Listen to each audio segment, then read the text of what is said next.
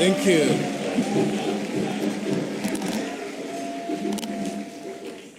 Thank you very much. You may resume your seat.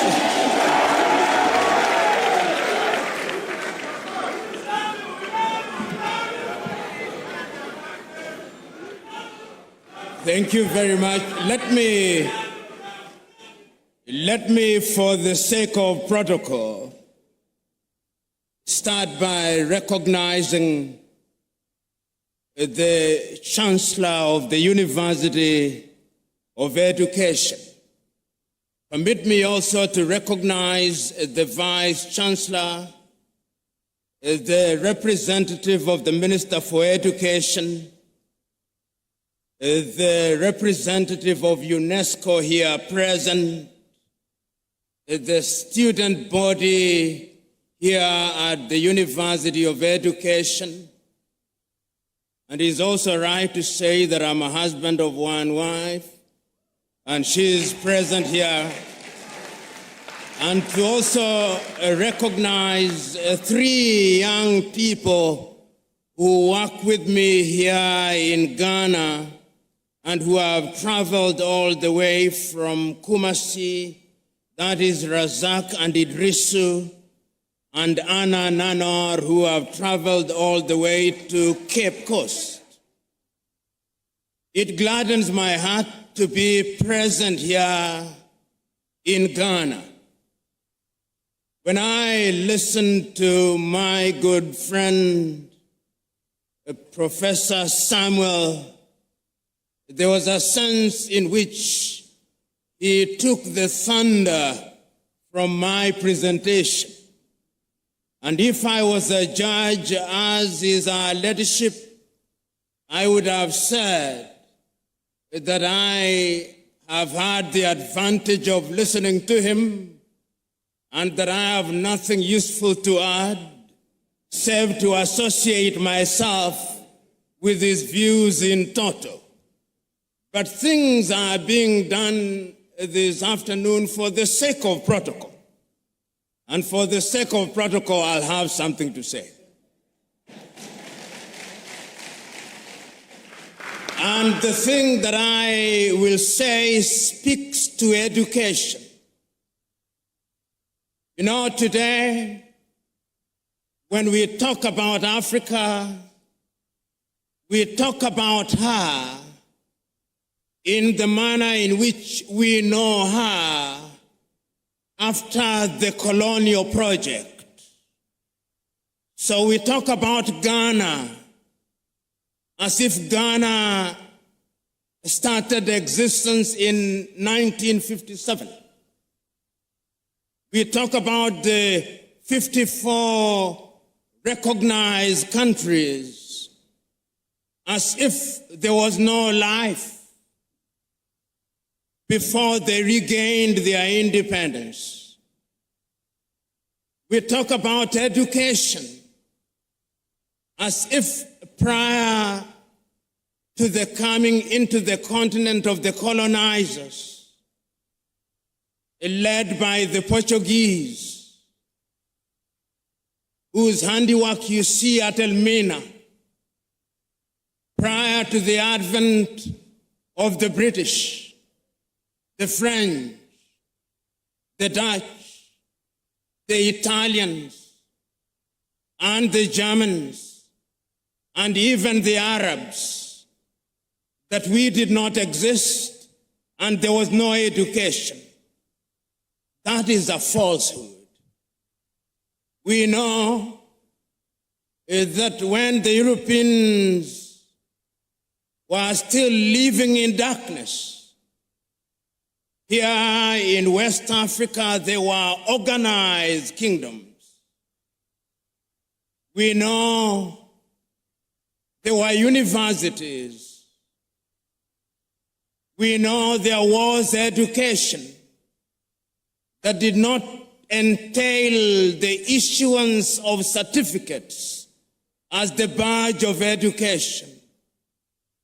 If you ever doubted this, you only have to familiarize yourself with the works of Senegal's Cheikh Anta Diop. Cheikh Anta Diop reminds us that the Greeks learned their mathematics here, that their theories of construction were learned here, that there were great artists here. Africa had a golden age. But we must never make the mistake of romanticizing the past and forgetting that we have now and the future to live for. Indeed, our very presence here under the theme Empowering Minds and Shaping the Continent for the 21st Century is a reminder to us that we have a duty to reclaim our past. And what we are doing here has been done several years before. Students of history will tell you that as early as 1906, that great South African Pixlika Isaka Seme, then a student at the University of Columbia, gave an iconic speech, The Regeneration of Africa. And he reminded us that we have a duty as Africans to regenerate ourselves. You only regenerate that which had been generated. He was right. Those of you who are Ghanaians will remember that great Ghanaian, James Emmons Kwejiragri, ordinarily referred to as Agri of Africa. And you'll remember him reminding us that although we have courtesy of colonization been fed on chicken feed for too long, we are eagles and we can fly and soar. We are here to remind ourselves that the time is now to reimagine and to rethink Africa. We must also remind ourselves that when we talk about Ghana, we must never make the mistake of confining ourselves to the geographical space that is called Ghana. We must remember those iconic words and immortal words of the Osagyefo Kwame Nkrumah. On the day when you celebrated the regaining of Ghana's independence, and he said, the independence of Ghana means nothing if the rest of Africa is not independent. And he did not just mean the continent of Africa. He meant our kith and kin in the diaspora, to be found in the Caribbean, to be found in the United States of America, to be found in Europe, to be found in Australia. He meant all of them. And today we are here to talk about rethinking of education, because we in Africa have borne the brunt of abuse. That which we had was disrupted. In Mali, which is not too far from here, in the 14th century, long before the American Declaration of Independence, long before the Universal Declaration of Human Rights, long before all these declarations that you hear about, there lived a man, Sundiata Keita. And there was a Declaration of Human Rights, the Mandian Charter. You could not write a charter if you had no education. We had education. You are not far from Benin. The walls of Benin, history will tell you, were longer than the great walls of China. The Europeans and Americans are now admitting that they stole our artifacts and they are returning them. We had education here. The Monomotapa Empire in what is now called Zimbabwe. The Akan peoples here, the Ga, the Ewe, the Mandinka, the Bambara, the Mosi, the Baganda, the Ovambo and Ovimbundu in Angola had systems of governance. That is why you say Nananum.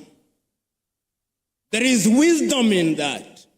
So when somebody comes here and tells you that we only started governing ourselves when something called democracy was introduced to us, he is a liar.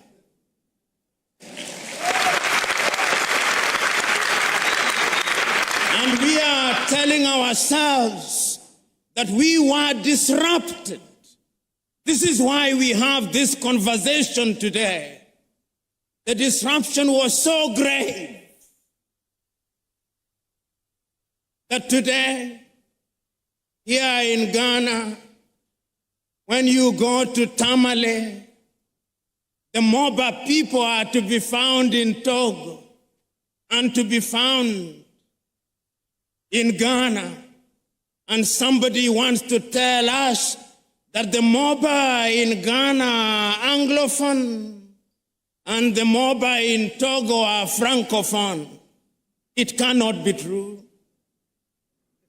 Somebody tells us that the Ovambo and the Ovimbundu in Angola are Lusophone because they were colonized by the Portuguese, and that they are kith and kin in the Democratic Republic of Congo are Francophone because they were colonized by the Belgians.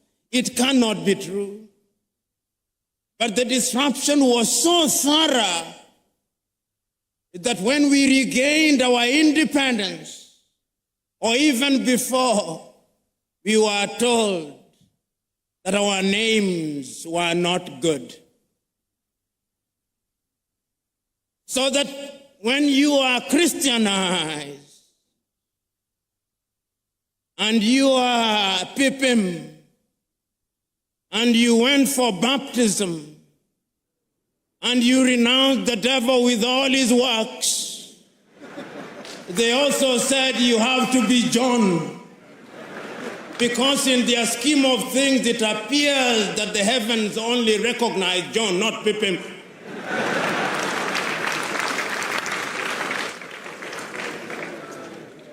We were told that all the education we had acquired meant nothing. So that if you are eloquent in Ga or in Chui, you are not intelligent. You are only intelligent in English. You can only be intelligent in French. In Portuguese, we now know that that is nonsense. And you know, when that great Nigerian musician in the 1980s, fella Anikula Pokuti said, "Teacher, don't teach me nonsense." He meant it. He was reminding us that we must examine our education system. You know, when the British came here, and they were establishing schools across Africa. And then when they were establishing Achimota, which is famous for producing great Ghanaians, The intention was to produce young men and women who would support the colonial empire. The intention was the same in Uganda with Budo's King's College. It was the same in Kenya with the Alliance schools. As Chinua Achebe says, the white man was clever. He came and put a knife in the things that held us together, and things fall apart. And they have remained apart. So today, when we come here to talk about education, we come here to remind ourselves that we have urgent business to be undertaken. We have urgent business to be undertaken to remind ourselves that Martin Luther King Jr. is still right. The mind is the standard of the man. Because if the mind cannot imagine, then we cannot realize our potential. So we are here to interrogate our education system. My good friend, Samuel Pippin, doing the work that he came to do, to lay the ground, reminded you appropriately that we have now become famous for producing graduates in agriculture, some of whom, if you allow me a little latitude and hyperbole, cannot distinguish between a goat and a sheep.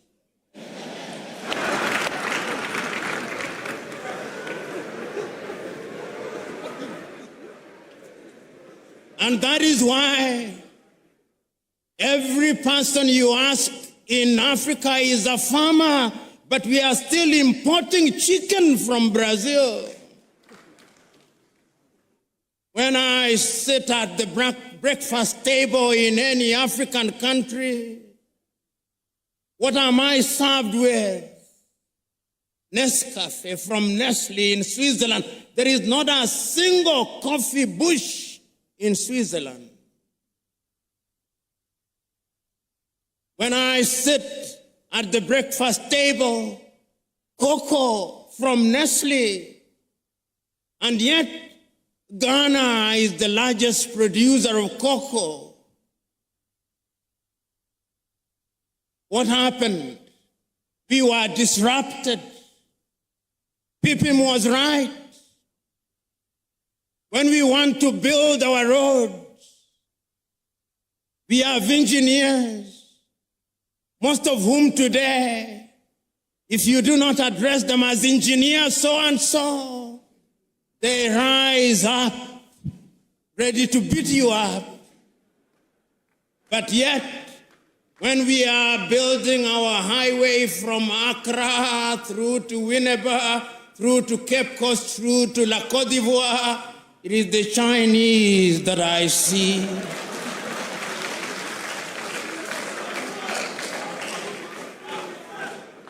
Which calls into question, what type of engineering are we teaching?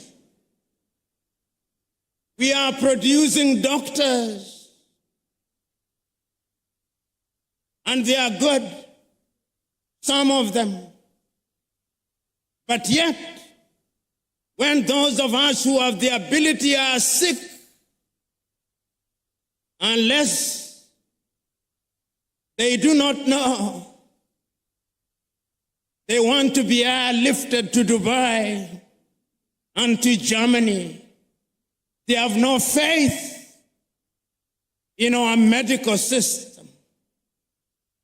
When we are sick during COVID, all Africa is crying to America, oh, give us Moderna, give us Pfizer, to the Russians, give us Sputnik.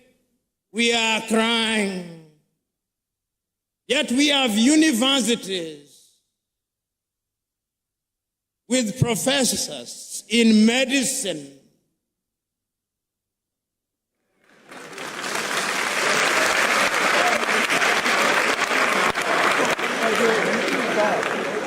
You know, there is a missing link somewhere. Until the day we have the courage to find that missing link, then we are not preparing for the 21st century.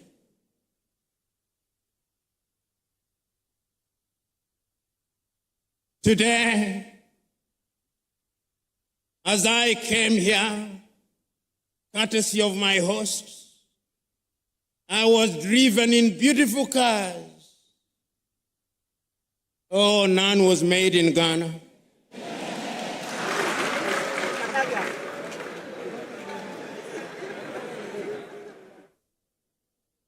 They are either made in Japan or in Germany. Africa does not produce cars. Ali Mazrui is right. We are in the business of consuming that which we do not produce and producing that which we do not consume. We must re-examine our education system. Even in matters as mundane as sports, which is a multi-billion-dollar industry. The United States of America offers our young men and women scholarships to study sports. Our universities don't. Football is a multi-billion-dollar industry.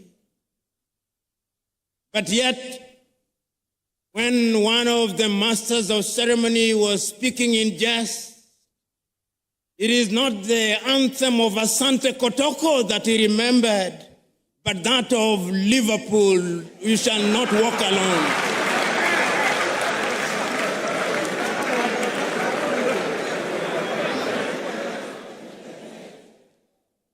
So that as we are sitting here, even in the area of sports, which is a whole multi-billion-dollar industry, our young men and women are preoccupied with whether Arsenal beat Real Madrid or Barcelona beat Borussia Dortmund. They do not care whether Hafia Guinea du Conakry beat Asante Kotoko. The Osagiefo was right when he said, we may actually solve the economic problem. We may even solve the political problem.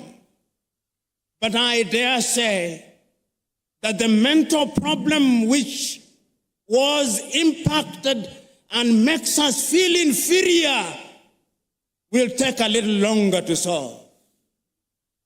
This was not only said by the Osagiefo himself in 1963.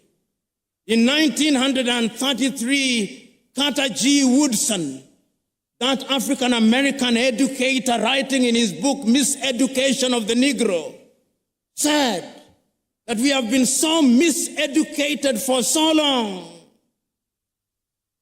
Our self-esteem has been undermined for so long. We have been made to use the back door for so long that even when we are told to use the front door, we look for the back door, and if we can't find it, we create our own back door.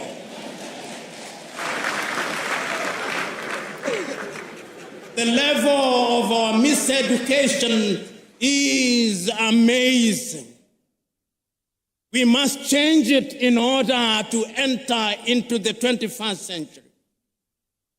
You know, Brother Pippin, when you said that our passport, technological passports to the 21st century and visas to boot are expired, you are right. How can we play football on the games of rugby, on the rules of rugby? How?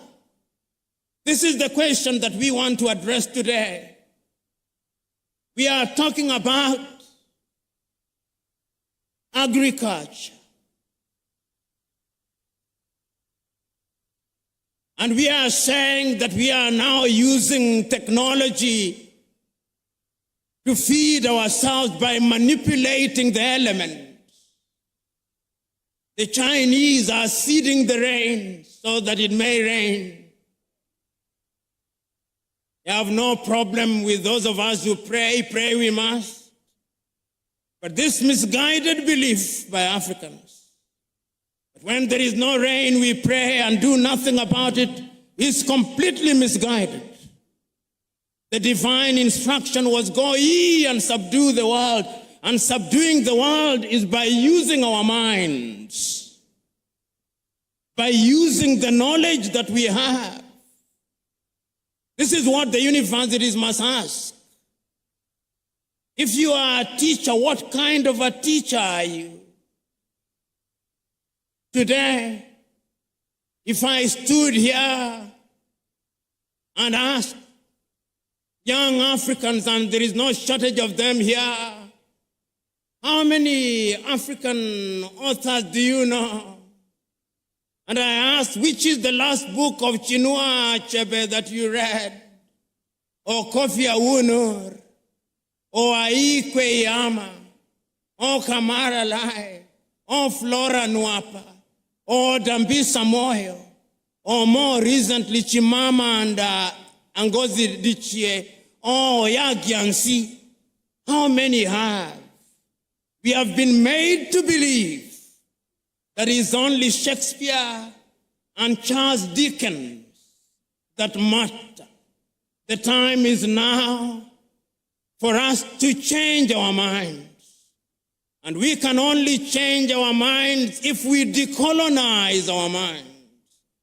Ngugi wa Thiong'o, that famous Kenyan writer, says, until the day that we decolonize our minds, we are going nowhere.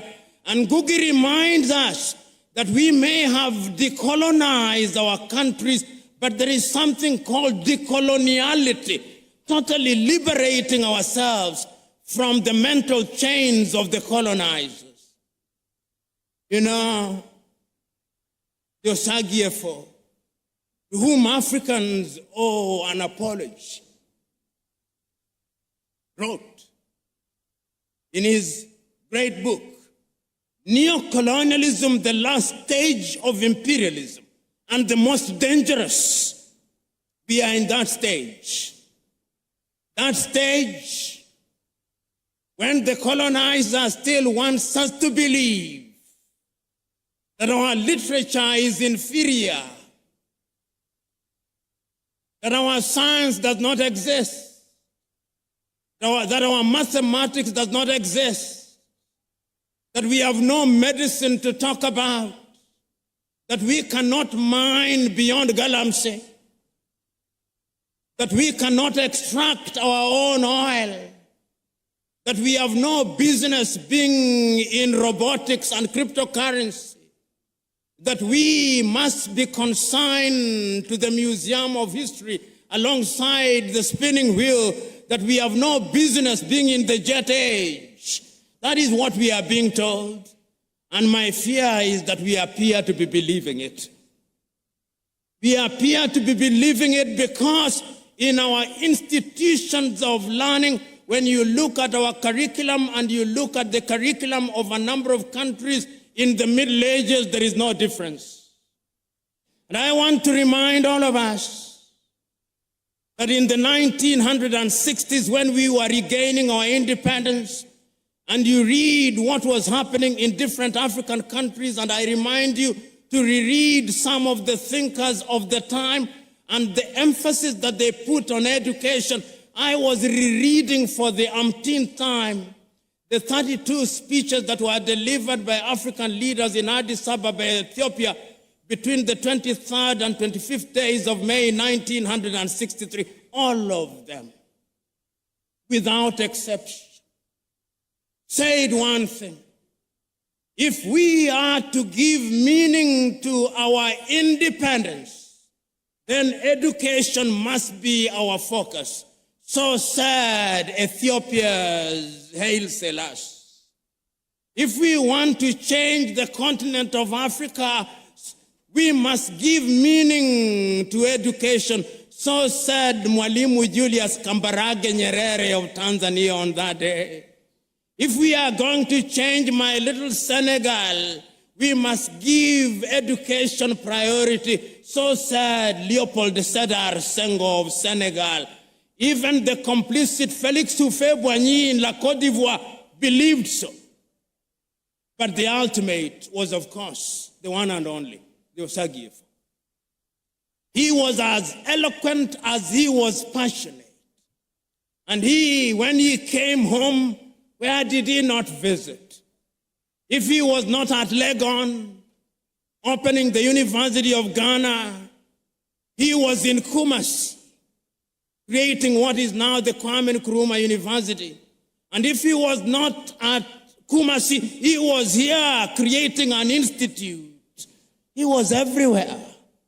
That is why when I heard my good friend talking about free basic education, he knew that ignorance is the enemy of progress. He knew that if there was a ghost that we had to exorcise, it was the ghost of ignorance. He knew that if there was a devil that we had to pray and fast against, it was ignorance. He knew that if there was anything we had to marshal our forces against in order to exorcise the ghost of tribalism in its primordial sense, it was ignorance. He knew. Yet, several years down the line, when you ask your typical academic, when they want to say that the University of Winneba, of education at Winneba is good, they say it is as good as Oxford. Why? Why can't it be just good? They must say that it's as good as Harvard, as MIT. Why must we always have this inadequacy to compare ourselves with others? We must change in order to enter the 21st century with confidence. Your leadership, who is a judge and belongs to our profession, which is one of the most imprisoned professions in Africa.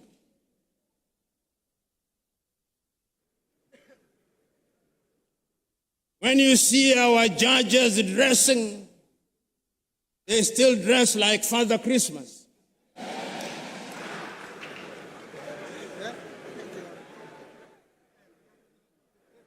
Whoever told us that justice could only be administered when you dress like Father Christmas, I do not know.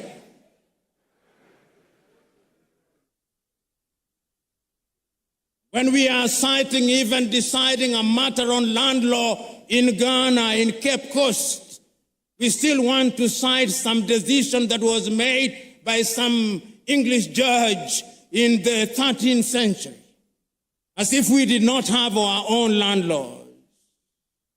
The time has come that we must rethink and re-enter the 21st century with laws that are known to Ghana. Ask the Ga if they do not have laws that if we refine cannot lead us into the 21st century. Ask the Akan people if they do not have such laws. Ask the Fante people if they do not. Ask the Ewe if they do not. They do. We live in a world where we are so mentally captured that those of you in the middle class, your greatest claim to fame is that my daughter can no longer speak Chui and is meant to be a badge of honor. It is a badge of complete colonial conquest. And we cannot enter the 21st century with that mindset. Go to the countries in the Scandinavia, which we can dare compare ourselves with. Go to Denmark, they teach in Danish. Go to Norway, they teach in Norwegian. Go to Sweden, they teach in Swedish. Go to Finland, they teach in Finnish. Go to Korea, they teach in Korean. Go to China, they teach in Chinese. Go to Japan, they teach in Japanese. Then they meet the world. But you and me, here I am waxing eloquent in English.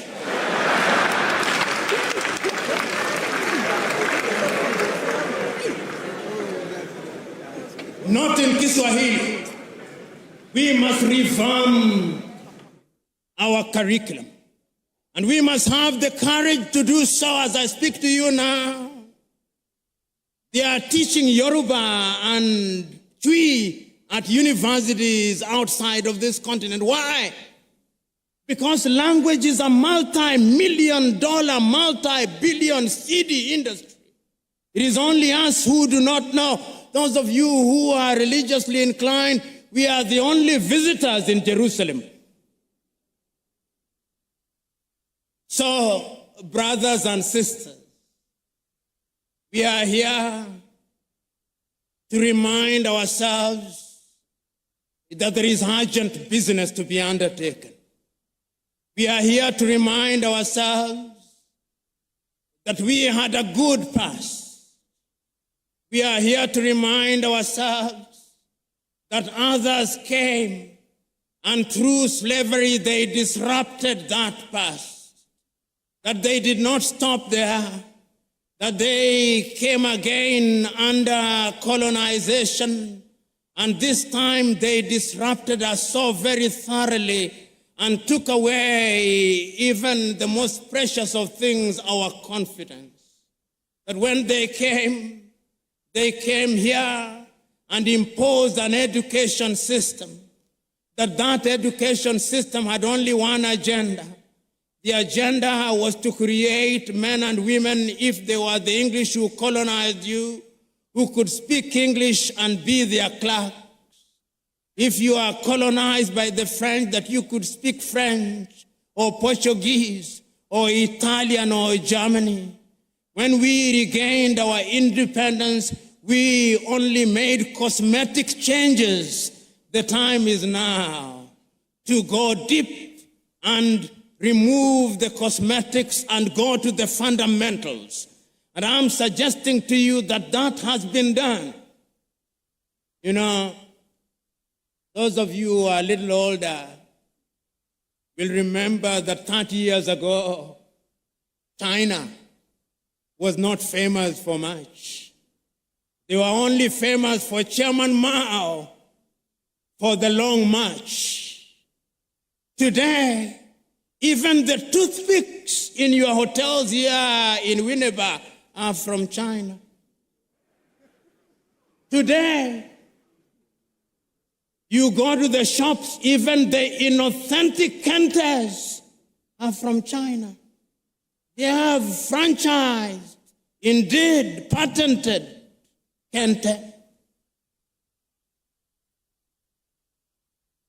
You go home, your television is Chinese or Korean.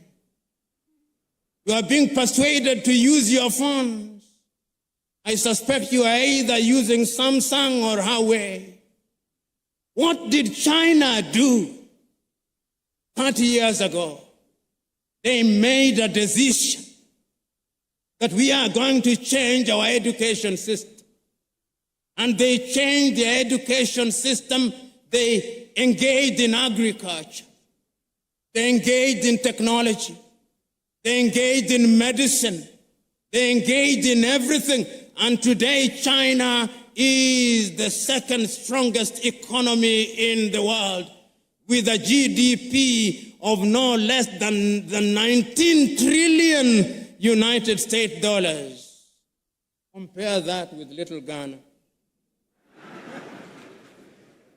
Compare that with little Sierra Leone. Compare that with little Kenya, with little all these countries. What they did was to change their minds in order to change their future. And that is why when we are building roads, whether it's in Nairobi, Kenya, or in Accra, Ghana, or in Dar es Salaam in Tanzania, or in Senegal, or in Ouagadougou in Burkina Faso, or Bamako in Mali, or Harare in Zimbabwe, or in Zambia, who do we find? Chinese. Because they changed their minds. The time is now for us to change our minds. The academics who are here must agree with me that we have sinned and fallen short of the expectations of our countries. And that the time is now to say that we should be forgiven. And if our generation committed those mortal sins, you up there must not repeat those mistakes. You must not repeat those mistakes. You must use the examples and the experience so that you do not step on the landmines that we stepped on. That is why Chinua Achebe said, where are the young suckers that will grow when the old banana dies? These are old bananas. You are the young suckers. So rise up. Africa is not expecting you to engage in a perpetual state of lamentation. No, lamentation will not help you. And I want to remind you that when you are here in Ghana, don't compete with Liberia. You will beat Liberia. Don't compete with Benin. Don't compete with Togo. Don't compete with La Côte d'Ivoire. Don't compete with all these little African dwarfs. Compete with giants. And when Ghana wakes up, this Ghana, sometimes when I think about Ghana, I think about Kwame Nkrumah. And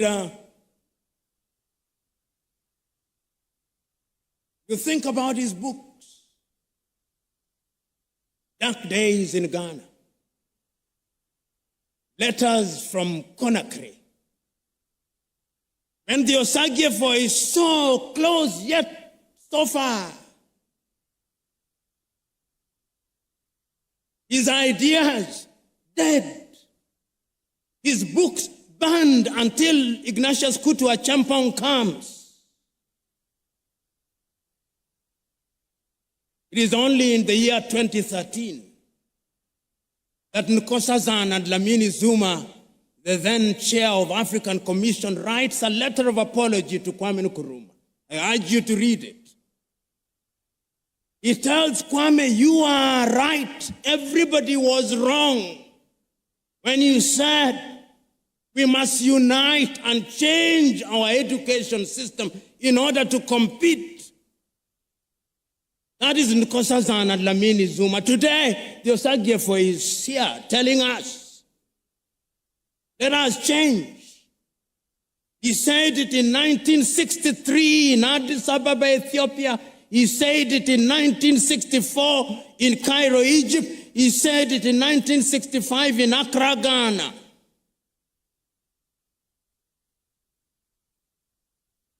And on 6th day of March 1997, on the occasion of the celebration of 40 years of independence of Ghana, Kambarage Nyerere himself also apologized to Osagyefo Kwame Nkrumah. He said, you are right, we were wrong. Today I'm saying that we cannot remain imprisoned in history and lamentation. That is why it is still true for you Ghanaians. Nkrumah is dead, but Nkrumah never dies.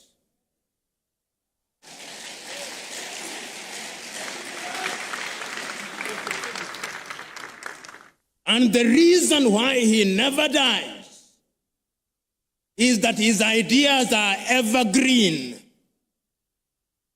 Who among you here is courageous enough to stand up and contradict me when I say what we are saying here was said by Kwame Nkrumah in 1955? Who among you? Who among you here is courageous enough to tell me that Nkrumah did not think about education of a different kind when he was instituting the university at Legon. Who amongst us? That he was right when he established the Kwame Nkrumah University in Kumasi, that he was right when he instituted the institute out of which grew the University of Education at Winneba. Who amongst you can contradict me? So if he was right, he did not have the advantage of the technology that you have? No. There was no WhatsApp, there was no Twitter or X, there was no Instagram, there was only Telegraph. But he was able to marshal the entire black community throughout the world and give meaning to education. What can you and me not do if we mean to do it? So you young men who are present here, don't tell me Nkrumah was old. Nkrumah was just slightly older than you. If you look at his cabinet, some of them were in their 20s. It is not formal education that maketh a man or a woman. The great Indian sage Raja Gopalachari says, education is not merely attending institutions and acquiring certificates. He says, you may have gone to school, but has school gone through you?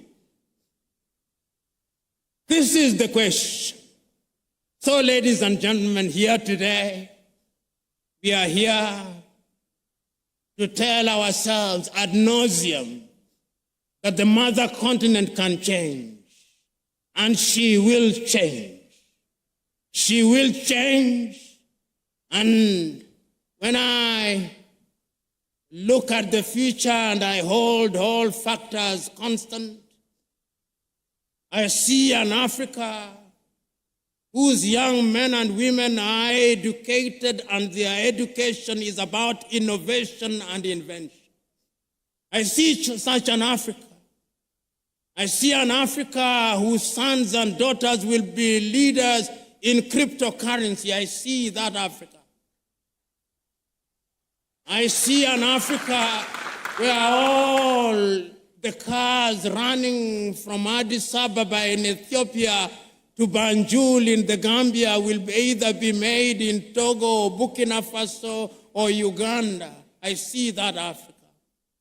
See an Africa where the Ghanaian doctors who are running hospitals in the United States and in the United Kingdom will have the courage to come back home because there is something called a hospital where they can do their trade. I see such an Africa. I see an Africa where we will have our own satellites that are launched next to Elmina Castle, and they'll go out there in the orbit, and we shall not be depending on Vodafone. I see such an Africa. I see an Africa where we will be able to produce enough rice, enough cocoa, and enough gold, and we will process it here, and that you will be selling it to Nairobi, Kenya, Dar es Salaam in Tanzania, and it will not be necessary to look to the outside world. I see such an Africa. See an Africa where, apart from Kiswahili, one of the languages that will be spoken will be Twi or Ebe or Ga. I see such an Africa. That Africa is possible. It is possible, Honorable Minister for Education, when at your next meeting you think outside of the box, or preferably without reference to the box. I see an Africa where we will give practical meaning to Africa Agenda 2063, not merely as a point of reference, but as a practical reality. I see an Africa where there is Africa Continental Free Trade Area, and the majority of students here at Winneba will be drawn from Togo, from Benin, from Gabon. I see an Africa where our kith and kin in Martinique, in Guadeloupe, and Barbados, Antigua, and Barbuda will be coming here. I see that happen. That is why, when I have such foresight, wisdom not only requires but dictates that I stop. Because going beyond that would be flogging a dead horse. I see an Africa that gives meaning to those words of the Osagyefo Kwame Nkrumah, written in his book, Africa Must Unite, that Africa needs a new citizen. Are you those citizens that the Osagyefo was talking about? Are you? Do you have values? Do you have passion? Do you have dedication? Do you have love? Do you have imagination? Do you have the spirit of innovation? Do you have the spirit of invention? If that is true, then I have no fear for Africa. So go out there and amaze Africa. God bless you.